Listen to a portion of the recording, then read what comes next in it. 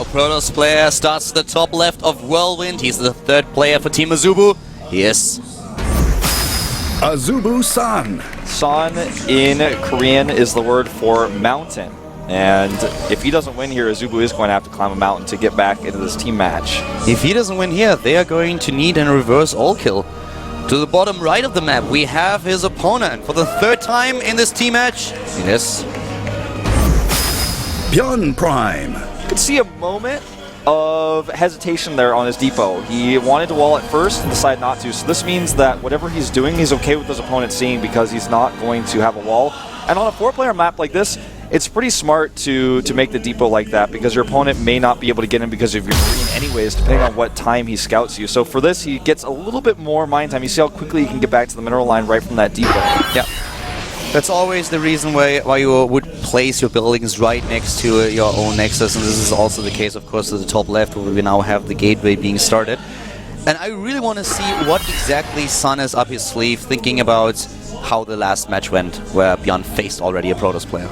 Yeah, San has to do a different strategy here. I mean, if he just wants to play a straight-up game against Bjorn, maybe he can do it better than Vines, but he's asking for trouble.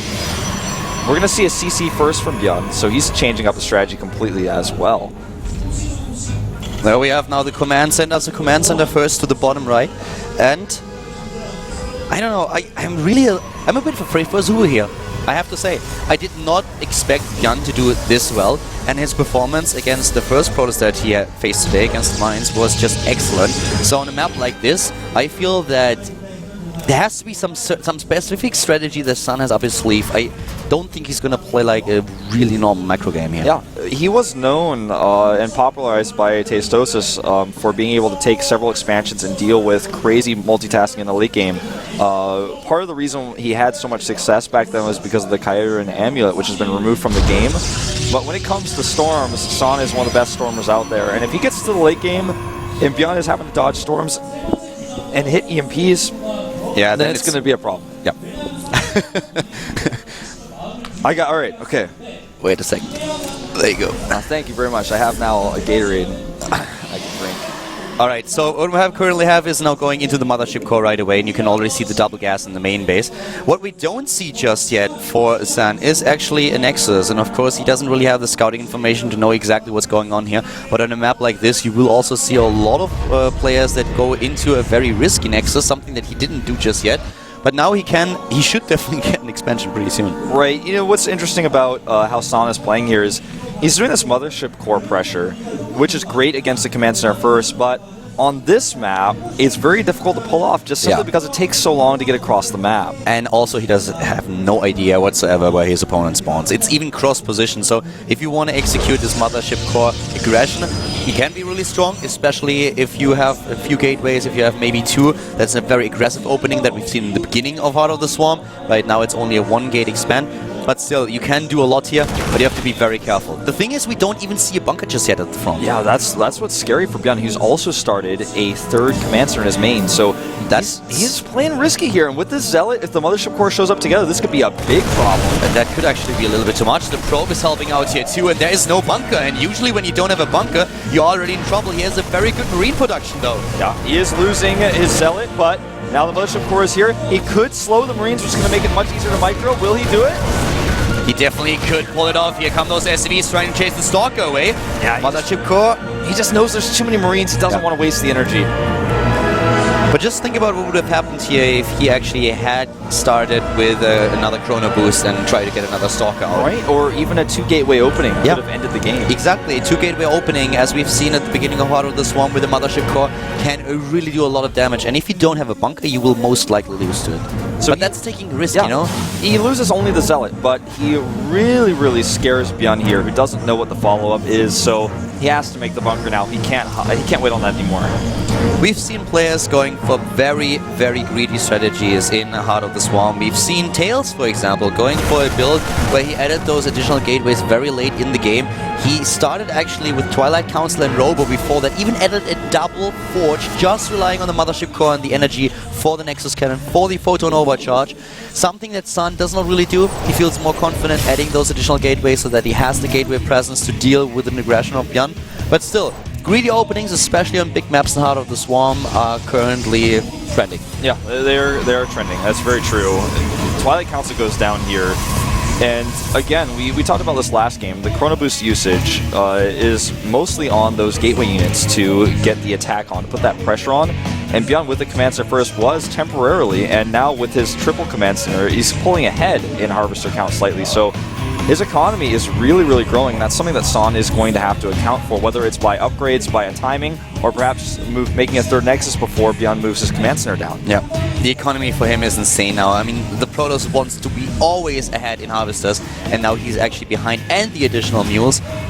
So the one thing that AZUBU is really going for them is they can always rely on Symbol, the only player in the history of StarCraft 2 that was ever able in an offline tournament to pull off a reverse all kill. Yeah, and he may be able to do it once again. But first of all, of course, this match has to end, and so far San might be a little bit behind in economy, but he's definitely not out of this game yet. Yeah, he's got an Observer as well that survives, and in typical San fashion, he goes into Templar Archives. We could see a timing attack with Charged Zealots. We've seen this in the past, from San himself, in fact, but more likely he's going to go to the late game. He chose this map for a reason. Yeah, he definitely did. But it's very difficult for him because we have now the channel player pulling ahead in supply. We talked about the discrepancy in the Harvest account. Mules, the income just so much better now for Beyond. But we have Storm. And Storm can change everything, especially when there is no Ghost Academy. And so far, we don't have it. He's adding 4 gateways as well here. He's very adamantly making sure that there are no scouts of what's going on. So this looks more and more like a timing attack with no pro production anymore and no additional Nexus. There's the forward pylon. Exactly what you just said. He is not producing probes anymore. And this means he has no intentions of going into a third base just yet. If you are trying to take a third base, you always oversaturate your bases a little bit more. Then we have enough units. You push out, take a third, and then you saturate it. But now, with Charge and Storm lining up this perfectly well, and all those gateways that he just added, it's pretty transparent what he's trying to do here. Yeah, no secrets to us. Beyond, on the other hand, is a little bit in the dark, and if he moves out at the wrong moment, then this could end the game for him. If the Storms hit on that bio, and he goes for the counterattack with these pylons, it will end the game. He doesn't see the pylon. He does not see the pylon, doesn't have it in vision, just barely outside the vision range. There is no Ghost Academy. There is nothing to deal with Storm. Nothing at all. And he's moving out now. He will see this army. This could be a disaster. If he loses this army and the counterattack is on with this much production, Beyond is dead. And here we go. Good position on the ramp. The force field I don't fully understand, but the Storm is good. And at least now he knows what's going on. He scouted this very early in the game. He didn't take any losses here. He ate a Storm, yep, but he did not take too much damage. Combat Shield, not done just yet. He's going to additional upgrades. He has to prepare now. Yeah, now he knows what's up. His factory sees everything, the entire force, and he can kite here a little bit, eliminating those Zealots. All the time that he buys is critical, because if he buys enough time to get that third base really saturated and let it pay off, he can do so much more here. And he's even going to force a San to turn around with his stim. Yeah, we currently have the Ghost Academy being produced. The stim going into the natural right now. He wants to go for the counterattack. He wants to catch reinforcement. Wants to occupy his opponent, forcing the photon overcharge here. Another force at the bottom right is currently dealing with all those Zealots. They're charging in again. Oh, this is so bad for Beyond. He's got the SCVs pulled. Those bunkers are empty. The Bioforce is out on the map. He needs Storms, though. Where are the Templar? Where are the Templars? They're on the high ground, but do they have the energy? They don't. They don't have enough energy for Storms just yet. He needs a few more seconds. There it is, coming from behind. One Storm, that's all he has for now, but those Templars, they are gathering energy very fast. Here's another one available now. But those bunkers, they are immediately being filled. He fills those bunkers instantly. Storm goes down on the SCVs. The Zealots charge through. And Son, he is behind in supply, but his army is so strong here, he may just be able to take this. He needs more beefy units, so he needs another warp. And where is it? There it is. Bunker number 1 and 2 are already taking out the rest of the armies, now moving in, but the Zealot warp is charging in right away. All those High Templars are gone now, and there's another stim. There come the Medivacs, and he pushes him back. Yeah, Bioforce was so low on hit points. Those Medivacs coming there at the critical moment. That was what turned the fight in his favor, and now what can Son do? He doesn't have much of a transition here. Beyond holds, and he has 3 bases against 2. He has the better Harvester count still, and he is right away going for the counter-aggression. Yeah, this is going to be a snowball effect that starts to happen, because Beyond now, he's got the better tech, He has a 4th Command Center completed. His 3rd is mining. Son, he's got no cards in his hand. Let's not forget about the finished Ghost Academy. He can go into Ghost production now for the EMPs, but the drop to the top left, this is what San has to deal with now, and it doesn't look like Björn is going to take any chances here. There's no High Templar, there's no feedback, there's no nothing. The cannon is gone. He's definitely not pulling any punches. Targets down that Nexus, and it's going to be gone very, very soon. There is a counterattack, though. Son is trying to make something happen. But still 3 bases mining, and he can hold the ramp, whereas the Terran player is destroying the entire production of San. Everything is going down here. The ramp is the crucial point now for Björn. He has to defend it. Yeah, if he can get up here, he can storm actually defensively down the ramp. But the Archon is blocking. He can't actually close the gap. Nice micro here. 50 supply lead for the Terran player for the Prime team. AZUBU, San is looking as if he's in too much danger. Can he do it? There's too much production. He has too much of an economy. He's got so many Marauders rallying out of those barracks that Archon will fall. The SPs are pulled back. He's out of storms. GG! The last storm at the top left is not enough. No storms available anymore at the bottom right. He has to GG out, and Björn takes win number 3. Björn is 1 game away from going down the path of sound and being the 2nd Terran player to get an all-kill this season. And Warhound can't believe it. Yeah, Warhound, and actually, already fletching his teeth, and Björn is like, well, maybe I'm not going for the high five this time. Warhound, that is not just a Prowler. He did not remove the Warhound from the game. That's Björn. Warhound really wants to come out today, but I just don't think he can. I think Warhound is really on the warpath right now. But so far, Björn looks too strong. He might actually pull it off. He might go for the all-kill today. Yeah, it's so close to that point, and he's got momentum. That's the other thing. And the AZUBU coach is not smiling anymore. We are now down to the final player. For me, it has to be Symbol. Because of his history, it has to be him. His mechanics, his skill. Yes, he's been playing Heartless One for less time than some of the other players on that bench. But do you really want to send out Genius after 2 processes have been demolished? No, I don't think so. I think you need Symbol here. He has the experience to do a reverse all-kill. He's done it before. Done it. And guys, if you're new to StarCraft and you don't know what we are talking about, make sure that you go to GOMTV.net, check the archives, and look for the match between TSL and LGIM.